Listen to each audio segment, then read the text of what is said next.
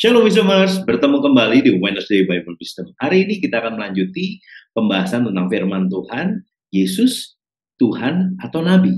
Nah, sebelum kita mempelajari lebih dalam lagi, mari kita bersatu di dalam doa. Bapa, kami mengucap syukur buat segala kebaikan-Mu dan hidup kami. Terima kasih, terima kasih, terima kasih. Tuhan Yesus baik, sungguh baik, teramat baik. Biarlah Tuhan Yesus, kami terus Tuhan Yesus boleh melekat kepada hati-Mu lebih dan lebih dan lebih. Hari ini kami mau belajar lagi tentang firman-Mu Tuhan Yesus. Engkau yang memberkati Tuhan Yesus, hamba-Mu Pastor Aruna Wirjolukito sebagai narasumber bertahan seluruh keluarganya. Engkau yang jagai, Tuhan berikan kesehatan yang baik buat keluarga ini Tuhan Yesus.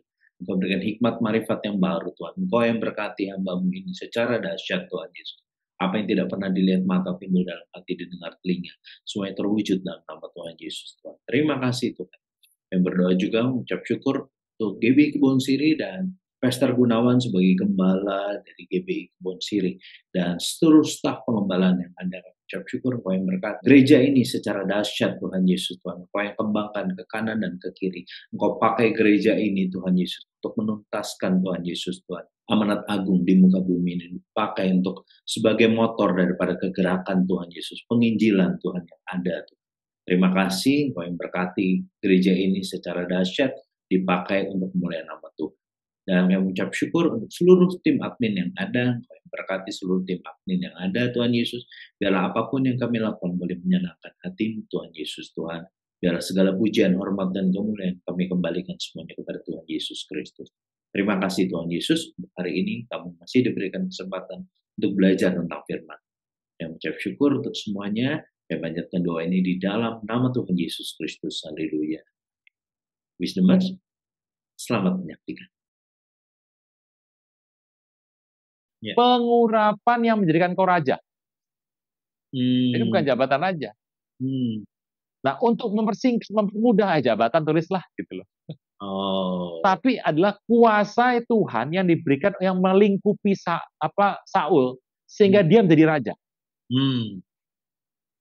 Kamu masih ingat nggak? Waktu Saul main kecapi, Saul tuh kerasukan setan. Ya. Lalu Daud itu main kecapi, rohnya pergi. Tapi satu ketika Saul main bunuh Daud. Ya. Kita buka aja. 1 Samuel 19, 1 sampai 19. Ayat ke-9. Nah, ini bagus nih. Roh jahat yang dari Tuhan hinggap pada Saul ketika duduk di rumahnya dengan tombaknya di tangannya, Daud sedang main kecapi. Nah, ini bahasa Ibrani susah nih. Ruah Yahweh Ra'ah. Mau terjemahin apa?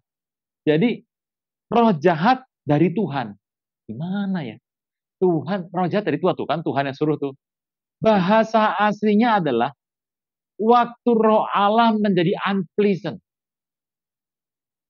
Menjadi tidak happy. Jadi tidak bahagia gitu loh. Jadi waktu roh Allah menjadi unpleasant, tiba-tiba orang kerasukan. Kok bisa sih? Pak Bro ingat ya, kita ini kalau disantet nggak kena. Yeah. Bapak Ibu harus ingat loh, orang percaya nggak bisa kena santet. Yeah. Ini saya ngomong nih ya, Bapak Ibu harus denger nih. Orang percaya disantet nggak bakal kena. Gitu loh. Terus saya kena, Bo. Ya, Anda pikir sendiri aja bagaimana. Anda sudah buka berapa celah, Anda tutup, Anda minta ampun sama Tuhan, pasti sulit untuknya. Nyatat orang percaya. Bapak Ibu, ada seorang dukun. Ini saya tanya udah bertobat, dukun sudah bertobat, ditanya. Kamu dulu waktu sebelum jadi dukun itu waktu belum bertobat itu nyatet orang nggak? Nyantet, bilang nyantet.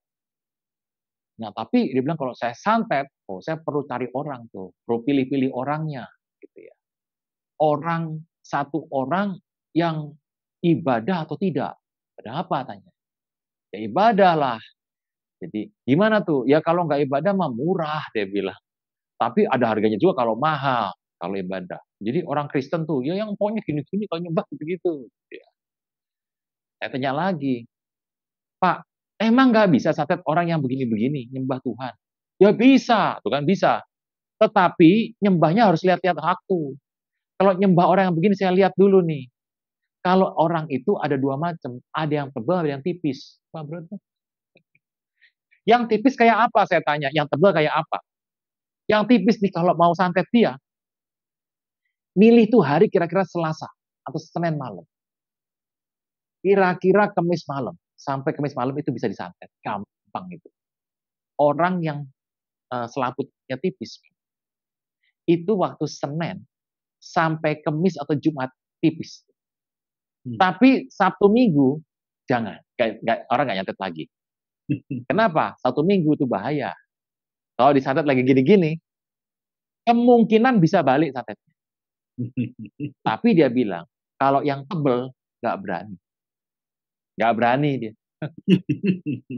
Ini orang tuh asli waktu sebelum bertobat dukun. Nah, saya tanya sama dia, lalu nggak orang yang tebel-tebel nggak ada yang nyantet? Ya ada Pak. Loh, tadi bilang nggak ada. Saya bilang, ada Pak, cuma 2.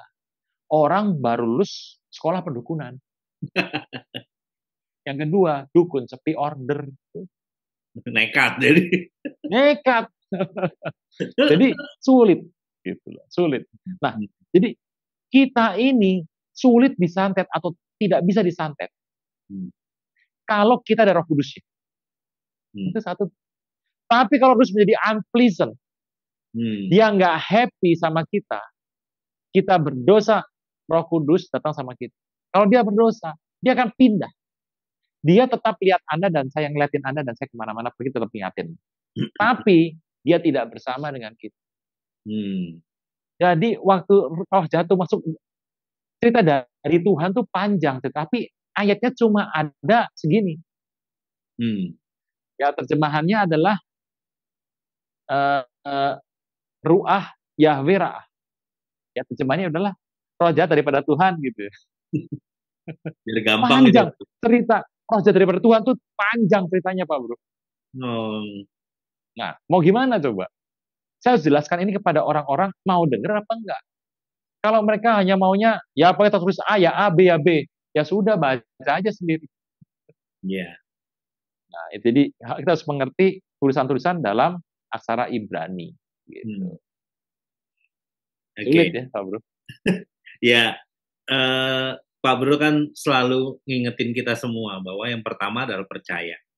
Kalau ada sesuatu yang berbeda, itu harap dipelajari lebih lagi karena pasti tidak ada yang salah. Ya tadi Pak Bro, angle-nya ya Pak Bro. Cuman kalau ujuk-ujuk kalau dia percayanya tipis kan susah Pak Bro. Diomongin orang dikit gini loh. Berarti Tuhan roh jahat itu dari Tuhan, apa segala macam kan jadi aneh. Makanya cerita di Alkitab ini tuh sebenarnya panjang, lebar, langit, bumi bolak-balik tuh besar. Tapi itu saya cuma segini. Ya. Ada yang bilang sebetulnya Alkitab itu isinya panjang. Bahkan jumlahnya bukan buku yang 39 dan 27. Kalau saya bilang gini, arahnya pokoknya tentang keselamatan dari Tuhan Yesus. Mesias. Yesus ini Mesias. Udah itu aja. Itu yang hendak dituliskan oleh Yohanes. Dan itulah juga yang hendak saya dan banyak orang percaya itu yang harus terjadi. Makanya di muka bumi ini, itu nggak ada sih Tuhan nolong kelahiran. Gitu. Kenapa Tuhan nggak nyembuhkan kanker, penyakit darah, thalassemia? Kenapa Tuhan nggak sembuhkan? Soal kesembuhan itu perkara mudah bagi Tuhan, gampang banget tuh Pak Bro. Yeah. Tetapi Tuhan tuh mau cerita mengenai konsep keselamatan. Nah itu ya. Kalau udah sudah selamat udah gampang semuanya. Karena semua sudah ada di dalam situ ya Pak Bro. Iya, sudah ada dalam situ. Kalau jelaskan satu persatu, panjang lebar Pak Bro. Bumi langit, balik lagi bumi, balik lagi langit Pak Bro. Saya mau cerita satu aja ya, dari kitab Kejadian. Kejadian yang ke-6 aja. Dari Kejadian ke-6, saya ambil 4 ayat. 1 sampai 4. Iya. Itu ceritanya, waduh panjangnya bukan main. Kejadian 6 1 sampai 4. Kejahatan manusia. Cerita tuh, orang raksasa di muka bumi. Kisah Kejadian 6, 1 sampai 4 saja, itu panjang ceritanya, luar biasa. Kalau Anda melihat kisah ini, ya cuma gini aja, udah gitu aja. Dari Kejadian 6, 1 sampai 4, kalau Anda khotbahkan, nggak banyak cerita yang bisa Anda ambil kok. Tapi kita pernah membahas buku Henok, Pak Bro. Masih ingat ya, Henok ya? Iya. Nah, tayangkan lagi Pak Bro, sini tayangkan. Ya, nanti ditayangkan.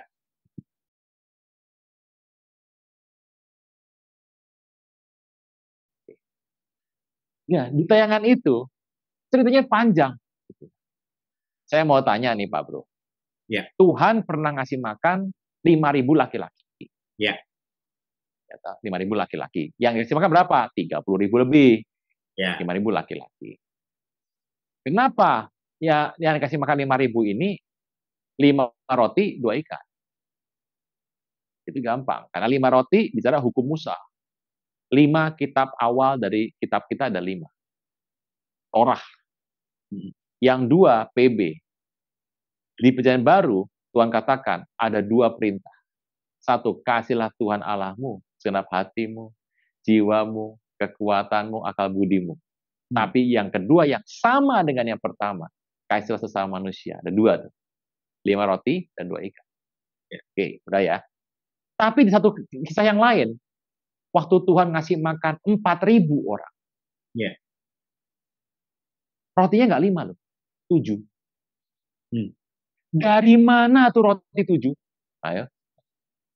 Nah, Bapak Ibu kan harus ngerti, apakah ada hukum sebelum hukum Musa? Hukum di muka bumi ini apa ada 7? Kenapa sih Tuhan ngasih 7, 5, dan 2? Di tangan Tuhan tuh kejadian gitu. Artinya, dia menggenggam seluruh hukum di muka bumi. Itu nggak muncul. Kalau ditanya, mana Tuhan menggenggam? Nggak ada. Ya nggak ada di Alkitab. Karena Alkitab bicara keselamatan. Cerita perbuatan Tuhan Yesus ada banyak yang tidak masuk Alkitab. Itu lagi kalau ada saya tanya sekarang, Bapak Ibu, ada nggak hukum di muka bumi ini? Ada. Hukum Nuh. Yang dibawa dari ayahnya, kakek-kakek neneknya, yaitu Henok. 7. 7 hukum ini yang kemudian oleh generasi abad pertama, Yakobus adik Tuhan Yesus, bukan Yakobus yang Zebedius, bukan Zebedius. Yakobus adik Tuhan Yesus. Yakobus mengatakan, oke, kalau begini, sekarang kita ngikutin aja hukum Nuh kembali yang ditulis dari Henok. Lalu itu dirangkum oleh Yakobus menjadi 4. Begitu. Itu ceritanya begitu. Lah, mana itu nggak ada? Ya emang nggak ada. Nggak ada di Alkitab. Gitu. Jadi 7 hukum itu dibuat jadi 4. Apakah kelihatan tuh Pak Bro? Yuk baca yuk, Korintus yuk. 1 Korintus. Ini kalau BBB gini lama-lama lagi nggak apa-apa tuh Pak Bro. Lama yang panjang gitu. Nggak apa-apa dong Pak Bro. Bikin 10 seri gitu ya. Iya. Oke. Bapak Ibu, Anda melihat kisah Rasul nih, bagus. Kisah Rasul ke-15. Sidang Yerusalem. Yakobus mengatakan 20 ya. Tetapi kita harus menulis surat kepada mereka. Mereka adalah orang-orang di luar Kristus. Atau orang di luar Kristus yang sudah menjadi percaya, tapi di luar orang Yahudi keluar. Anda tahu ya, orang Yahudi dan bangsa non-Yahudi. Orang Yahudi menganggap orang-orang di luar itu adalah orang Yunani. Artinya adalah bangsa-bangsa di luar Yunani. Karena zaman itu Yunani menguasai semua bangsa. Ayat 20. Kita harus menulis surat kepada mereka supaya mereka menjauhkan diri dari makanan yang mencemarkan berhala-berhala. Itu ya. Abodasara nih. 1, 2 dari percabulan, daging binatang yang mati dicekik dari darah. Dan 4 ini itu bicara 7 hukum. Itu ada tuh Pak Bro. Kenapa dibuat jadi 7, dibuat jadi 4? Tidak akan memberatkan Anda lagi. Apa di sini tulis sunat? Enggak. Orang percaya harus sunat enggak? Mau sunat bagus, enggak sunat ya enggak apa-apa. Jadi cerita kehidupan orang percaya, apakah kita turut sama kita PL? Bapak Ibu harus ingat, kita PL dan kita PB. PL semua terjadi di PB. PB yang kita ikuti hari ini. Jadi Bapak Ibu aman. Orang di sini ada binatang ini enggak binatang yang enggak makan babi. Bapak Ibu harus ingat loh. Yesus kan enggak makan babi. Kenapa makan babi? Ingat, ini sudah diganti pada sidang Yerusalem. Jadi budaya tiap negara itu dihormati masing-masing. Tuhan, di mata Tuhan, mau babi lah, mau ayam, mau sapi, semuanya dibuang di jamban. Dengan begitu dia mengatakan semua makanan halal. Nah, kan seru Pak Bro, enak nih kalau udah halal ini enak. Ini kainnya Petrus itu ya Pak Bro? Kain itu ya Pak Bro ya? Yang ada gambar binatang-binatang itu ya Pak Bro? Yang aku itu iya. Jadi waktu turun itu ada binatang-binatang itu Tuhan berkata, makanlah Petrus. Kalau saya jadi Petrus ya habis Pak Bro. Saya potong semua, saya bakar, saya goreng. Nah, itu orang Yahudi nggak berani. Enggak Tuhan. Apa yang bahkan halal, jangan bilang Tuhan. Itu udah dibilang. Jadi membaca Alkitab tuh ada ininya, semua naik gitu. Mengerti, oh Tuhan tuh begini. Jangan baca Alkitab pilih-pilih. Buka yang gampang dimengerti. Gitu. Yang nggak ngerti, biarlah yang nggak ngerti, biar Tuhan, urusan Tuhan saja, aku baca yang ngerti aja. Ya susah. Baca Alkitab harus depan sampai belakang. Karena isinya naik semua. Bicara mengenai kasih karunia Tuhan. Kalau Anda baca sampai sini, terus ngadu, debat. Ini yang pertama kita berdebat sama orang. Oh enggak, itu bukan gaya yang kita percaya di Alkitab. Oke. Nah itu saya jadi ingat Pak Bro pernah cerita yang Gerasa melihara babi ya Pak Bro. Yahudi kan nggak makan babi, tapi di tempat itu dia mensuplai itu ya Pak Bro ya. Itu pengkhianat, sebenarnya itu pengkhianat tuh orang-orangnya. Dibayar Romawi untuk pelihara babi. Dan mereka mau karena terima uang di sana. Tuhan bongkar semua itu. Jadi kalau ditanya siapa ketua KPK pertama, ya inisiatifnya dari Tuhan. Pak Bro, kalau tadi Pak Bro membahas dari kisah para rasul. Para rasul ini yang nulis Lukas ya Pak? Lukas. Nah, kalau saya ada pengertian begini Pak, bahwa pengertian tentang Tuhan Yesus itu Tuhan dan dia bukan nabi itu banyak diproklamirkan oleh Rasul Paulus Pak Bro di surat-suratnya. Nah, banyak orang menyebut bahwa pengertian tentang Tuhan Yesus adalah Tuhan itu adalah karangan daripada Rasul Paulus gitu Pak. Soalnya di Gospel di 4 itu tidak pernah menyebutkan itu adalah Tuhan gitu. Benar nggak itu Pak Bro statement seperti itu? Tadi Yohanes ya saya baca tadi Yohanes ya. Yohanes bilang ya itu sudah bilang tuh Tuhan tuh Yohanes. Yohanes nulis tuh dari Yohanes 20 ditulis. Kemudian dia cerita lagi bahwa Tuhan Yesus berbuat mujizat, nggak semua catat. Tapi inti yang penting sudah catat. Supaya Anda percaya Yesus adalah Mesias. Nah, itu ada. Yohanes yang nulis, bukan Paulus. Dan di kitab-kitab yang lain, kalau Anda mau bilang, oh Paulus yang ngomong, oke saya nggak gunakan Paulus lah. Tuhan itu mengatakan, aku ini, banyak banget Pak Bro, Yohanes adalah satu kitab yang paling banyak bicara mengenai ketuhanan Tuhan Yesus. Nah, jadi Anda membaca Yohanes, itu ada. Dari siapa? Rasul. Yohanes yang nulis kitab Wahyu. Di Wahyu, jelas, nyata, dibuka siapa Tuhan Yesus, gitu ya. Yang awal, yang akhir, dia kan berkata, akulah yang awal dan akhir, dia tampak begitu indah dengan sabuk emasnya sampai sini loh Pak, di dadanya. Wow. Itu luar biasa. Itu Yohanes yang bilang, bukan Paulus. Kalau Anda nggak suka Paulus, oke, turunkan dulu Paulus. Buka kitab-kitab lain. Di situ ada kitab Ibrani Hmm. mengatakan besar Tuhan Yesus sebagai imam besar Melkisedek yang jauh lebih besar lagi dan menjadi pengantara kita. Doa Tuhan Yesus tuh. Jadi cerita mengenai surat Paulus, memang orang bilang ada yang menafsirkan mau membantah Paulus. Oke, saya bukan anti Paulus, tapi kalau Anda nggak percaya Paulus, turunkan Paulus dulu. Tuhan Yesus sebagai imam besar Perjanjian Baru. Kitabnya bukan Paulus tuh yang nulis.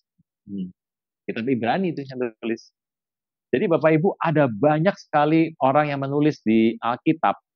Satu lagi yang dikatakan adalah Allah oleh Petrus. Kitab Markus itu adalah sekretaris Petrus. Terus kan buta huruf, Bapak Ibu. Tapi dia adalah orang yang bicara banyak dan dia punya sekretaris namanya Yohanes Markus. Dan dia menulis, gitu ya. Petrus menulis, Yesus itu adalah batu penjuru. Dan endingnya dia berkata, wah, Yesus itu luar biasa banget. Bukan Paulus yang nulis. Jadi kalau orang bilang, oh itu kata Paulus. Oke, kita sekarang singkirkan dulu Paulus, bahas yang bukan Paulus. Banyak yang bilang Yesus Tuhan. Jadi intinya kalau kita dengar ya, mengerti Alkitab itu memang nggak mudah. Dan diserang di bagian-bagian tertentu berkali-kali dengan segala macam cara. Saya bilang kalau saya sanggup menemukan satu saja, pernyataan Anda batal dong, gitu. Ya, batal kan. Ini sudah banyak ceritanya dari tadi. Saya udah bilang, memang kesalahan terjemahan. Ini di dalam TB1, TB2, bahkan kitab 71 dan 71, ini ada perubahan. Kata-kata yang tidak banyak digunakan lagi diturunkan. Diganti kitab yang banyak digunakan. Alkitab saya ini terbitan 74. Lama banget. Ya biarin. Di sini ditulis Perjanjian Lama. Ganja. Wah. Anda yang zaman sekarang lahir, Anda bilang ganja itu apa sih? Tanaman itu yang narkotika itu buat apa tulis sana? Ya bukan. Ganja itu balok. Balok, Pak. Tapi kan beda. Tuh. Kalau saya ngomong sama Pak Bro, ganja juga ya. Jadi udah kata-kata ganja itu udah nggak dipakai lagi di Alkitab. Diganti dengan Perjanjian Baru diganti. Nah, itulah yang terjadi, Pak Bro. Jadi makin banyak tafsirannya. Wah, lalu masuklah gitu loh. Di Alkitab ini ada orang nulis Alkitab pakai tafsiran. Terjemahan Amplified Bible. Di Amerika terjemahan Alkitab itu bukunya 100 lebih tafsiran. NIV, KJV, New KJV, Amplified, Dex, 100 lebih. Di Indonesia ini masih mending nih. Ada sekitar mungkin di bawah 10 lah. Gimana? Nah, kalau mau dibilang terjemahannya kok beda-beda. Wah, itu ada tipe A, B, dan C. Jadi, ada yang terjemahkannya langsung untuk kata-kata. Ada terjemahannya pakai kata yang mirip-mirip pemahamannya. Macam-macam, Pak Bro. Kenapa orang bebas menjawabkan itu? Ingat, satu agama, kitab suci yang paling banyak penyesatannya, di mana elit global, Illuminati masuk ke dalam rumah Tuhan. Itu Alkitab. Jangan lupa. Mereka percaya Alkitab, tapi Alkitab yang mereka percaya ini sedikit diseleweng. Anda mau ketemu cerita yang ada orang-orang di Alkitab ini untuk Alkitab khusus LGBT? Ada Alkitabnya, ada. Saya tuh mengerti, Alkitab ini kok banyak apa versinya? Ya memang gitu, gimana? Oke. Nah, ini menarik sekali, Bapak. Saya membaca ada orang yang menulis begini, berpendapat bahwa 4 Injil yang ada itu ditulis setelah surat Paulus. Itu yang pertama. Yang kedua adalah karena dia ditulis setelah dari Paulus, artinya 4 Injil itu terinspirasi dari surat Paulus. Atau kebalikannya, Pak Bro. Surat Paulus terinspirasi dari 4 ini. Sebenarnya yang benar gimana sih, Pak Bro? Ini surat Paulus ditulis lebih dulu dari Injil. Ya. Tujuannya begitu. Kita mengerti, Paulus bertobat tuh tahun berapa? Paulus bertobat itu kira-kira 35. Jadi 3,5 tahun kemana? Tahun 35 lah. Bisa 34, 33, 35. Dia bertobat. Dan dia bertobat, dia pergi dulu sekolah dulu. Sekolah dulu 4 tahun, kemudian kembali lagi. Dia belum nulis tuh. Lalu dia mulai menginjil. Cerita mengenai tulisan Paulus yang paling muda, Tesalonika ya. Pasti Pak, ya enggak. Itu ada antara tahun 50 sampai 54. Ya. Tulisan Paulus yang pertama tuh tahun 50-an. Nah, cerita itu, 50-an itu enggak bicara kelahiran Tuhan Yesus. Sedikit aja kelahiran. Karena memang Paulus tuh bertobat pada masa terjadi satu peristiwa orang Kristen banyak. Dan hari-hari itu sudah beda. Cerita Paulus itu adalah untuk menginjili orang-orang. Beda dengan murid-muridnya, Tuhan Yesus ya, yang kitab sinoptik tadi. Ya. Waktu menulis, zaman itu beda. Cerita ini, memang kalau Anda bicara, satu ketika pernah ada orang yang ketemu sama Tuhan Yesus. Masih muda, kaya lagi. Tuhan, apa yang harus lakukan soal masuk surga? Kan bilang gitu. Tuhan bilang, engkau harus mengikuti hukum Musa. Tidak menghormati orang-orang tua, tidak membunuh, tidak mencuri, tidak berzina, kan gitu semuanya. Ya. Aku sudah buat itu dari masa kecil. Kemudian Tuhan berkata, dia lihat orang kaya, dia tahu. Kalau begitu kamu kaya kan? Kamu jual semua milik kamu, bagi sama orang miskin, kamu ikut aku. Pergilah orang kaya itu dengan muka yang sedih. Kan gitu, Bapak. Nah, siapa orang itu? Nggak disebutkan oleh Alkitab. Nggak disebutkan oleh Alkitab. Tetapi, di satu kisah saya pernah membaca, Paulus mengatakan background-nya. Orang suku Benjamin, Israel asli. Ini orang masuk dalam sebuah akademi yang hebat di bawah Gamaliel. Dia itu anggota Sanhedrin. Dan tentang hukum Torah, aku tidak pernah melanggar. Tepat 100%. Oh, begitu. Saya baca ini. Memang ada pendapat dari para ahli Taurat, ahli kitab suci yang bilang bahwa orang yang datang itu orang muda itu, orang muda yang kaya. Kenapa dibilang muda? Karena usianya Tuhan Yesus masih di bawah Tuhan Yesus. Kemungkinan besar Paulus. Nah, kalau itu terjadi, yang pertama, surat Paulus ditulis belakangan dong. Kalau itu benar begitu di belakang-belakang. Tapi kalau tuduhan Paulus yang pertama 4 Injil ngikutin Paulus gitu ya. Kita lihat logika aja, gitu ya. Logikanya aja. Karena kalau dibilang buktinya mana? Susah loh, nyari bukti susah. Karena kita udah zaman hari ini di abad 21 ini susah, Pak Bro. Kitab yang asli, yang PB, udah nggak lengkap. Pak Bro tahu nggak bahwa kitab PB itu ditulis pakai bahasa Yunani? Iya. Gitu. Saya sendiri sebetulnya bertanya-tanya. Kalau Lukas bahasa Yunani, Ibrani pas jago. Jago pasti. Yohanes gimana? Matius gimana?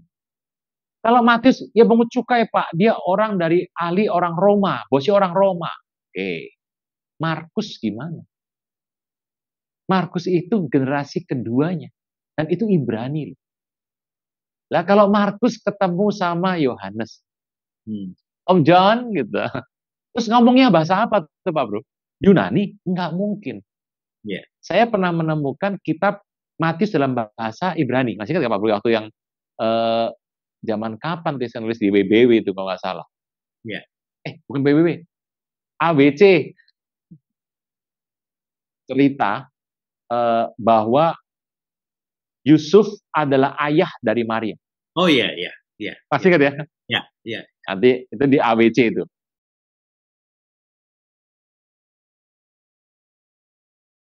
Awal-awal itu Pak Bro ya.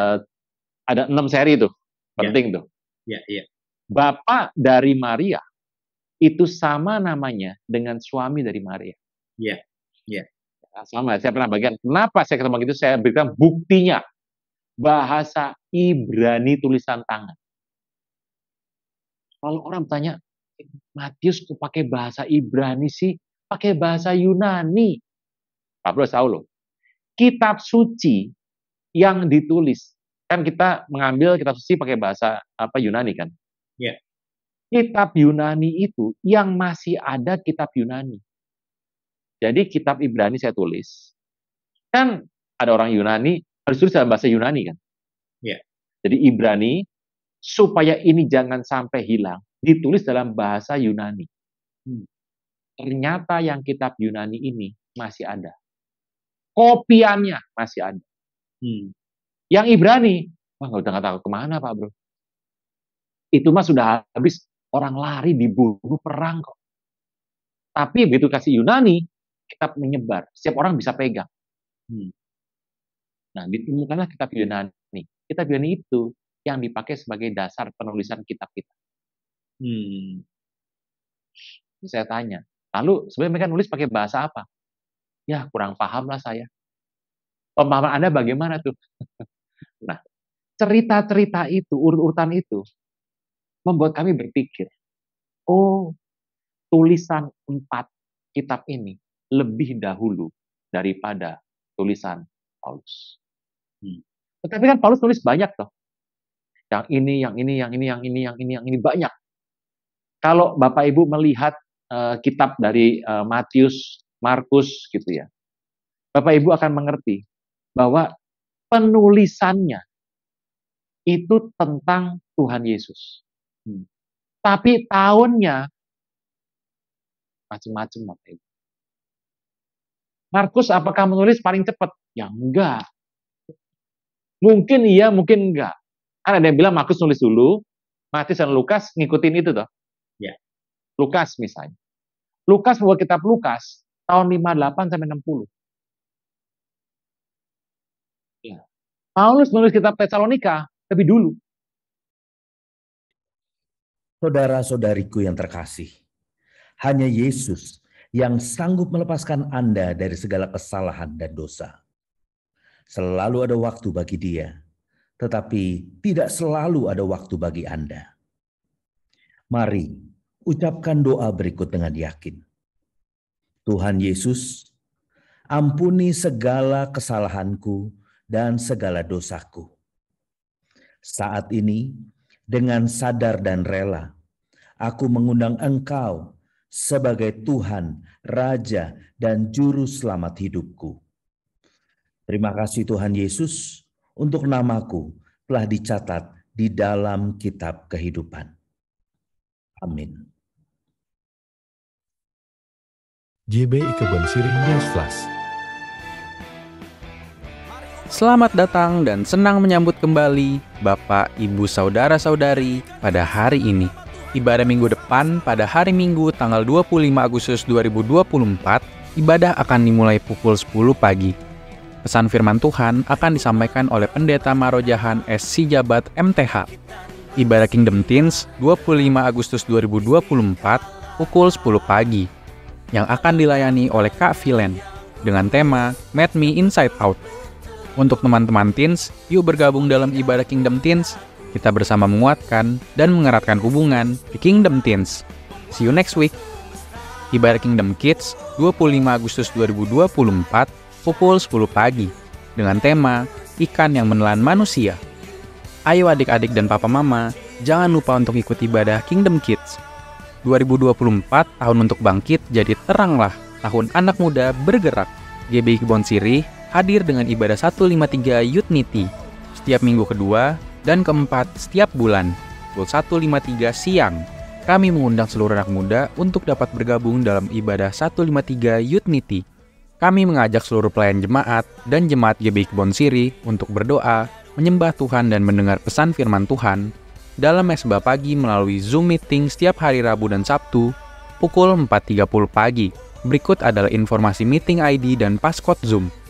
GBI Kebon Sirih akan mengadakan kembali pemeriksaan kesehatan yang meliputi pemeriksaan tekanan darah, gula darah, kolesterol, asam urat, dan konsultasi dokter secara gratis pada hari Minggu 25 Agustus 2024 pukul 9 pagi bertempat di Ainis Tower lantai 3. Mari ajak keluarga dan sahabat untuk memeriksakan diri. Bapak atau Ibu dapat mendaftarkan diri kepada Gembala Kul atau pada nomor berikut ini. Bagi jemaat GBI Kebon Sirih yang membutuhkan pelayanan dukungan doa dan rindu untuk didoakan oleh tim pendoa GBI Kebon Sirih, dapat menghubungi nomor sekretariat berikut ini. Minggu pertama tiap bulan akan diadakan baptisan air. Bagi jemaat yang belum dibaptis dan rindu memberi diri untuk dibaptis, dapat menghubungi Pendeta Jafar Tamrin MTH di nomor berikut ini. Persembahan umum, syukur, dan persepuluhan dapat Anda berikan melalui QR Code berikut ini. Scan QR Code yang tertera di layar atau yang tersedia di depan bangku Anda. Persembahan melalui QR Code tidak dipungut biaya apapun. Persembahan umum, persepuluhan, diakonia dapat Anda transfer ke nomor rekening berikut ini. Kepada seluruh jemaat GBI Kebon Sirih, kami menghimbau untuk selalu menjaga kebersihan di sekitar lantai 3. Baik di ruangan dan di koridor. Berikut beberapa hal yang dapat dilakukan untuk menjaga kebersihan sekitar. 1. Makan di ruang yang sudah disediakan, seperti di depan lift kargo, tidak di koridor. 2. Tidak membawa makanan atau minuman ke ruang ibadah. 3. Membuang sampah pada tempatnya. Demikian untuk kenyamanan kita bersama. Terima kasih. Demikianlah GBI Kebon Sirih News Flash hari ini.